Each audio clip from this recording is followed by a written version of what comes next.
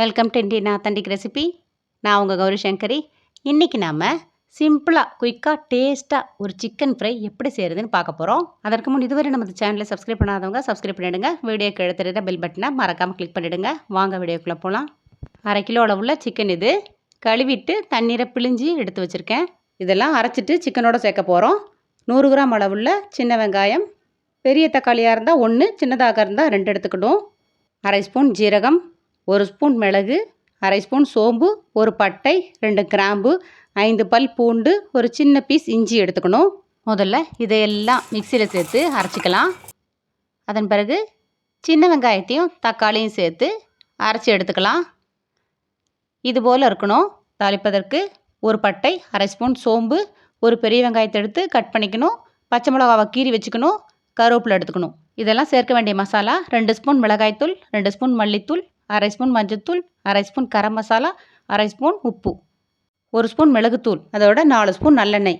கழுவி எடுத்து வச்சுருக்க சிக்கன் மேலே மிளகாய்த்தூள், மல்லித்தூள், மஞ்சள் தூள், கரம் மசாலா, உப்பு இதோட மிக்சியில் சேர்த்து அரைச்சி எடுத்து வச்சுருக்க பேஸ்ட்டையும் சேர்த்துக்கணும். எல்லாத்தையும் ஒன்றா நல்லா மிக்ஸ் பண்ணி விட்டுறணும். மசாலா நல்லா ஊறுறதுக்காக 10 நிமிஷம் அப்படியே வச்சிடணும். 10 நிமிஷத்துக்கு பிறகு ஸ்டவ் ஆன் பண்ணிக்கலாம். ஸ்டவ்வில் ஒரு ஃப்ரைங் பேன் வச்சு அதில் நல்லெண்ணெய் சேர்த்து நல்லெண்ணெய் சூடானதும் சோம்பு பட்டையை போட்டு தாளிச்சிக்கணும்.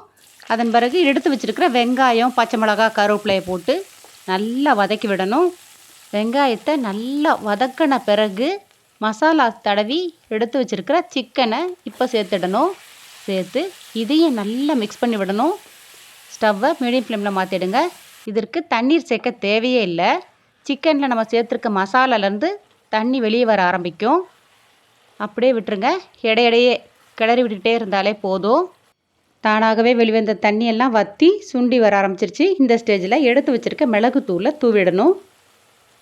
நல்ல ஒரு ஃப்ளேவருக்காக பச்சை கொத்தமல்லியும் கருவேப்பிலையும் சேர்த்துடணும். இது எல்லாத்தையும் நல்லா மிக்ஸ் பண்ணி விட்டு எடுத்தால் போதும். குயிக்காக டேஸ்ட்டாக சிக்கன் ஃப்ரை நமக்கு கிடச்சிடும். சப்பாத்தி, பூரி, இட்லி, தோசை இதோட சைடிஷாக வச்சு சாப்பிட்லாம். சாதத்தோடு சேர்த்து வச்சு சாப்பிட்லாம். எப்படி சாப்பிட்டாலுமே சூப்பராக இருக்கும். ட்ரை பண்ணி பாருங்கள். நன்றி.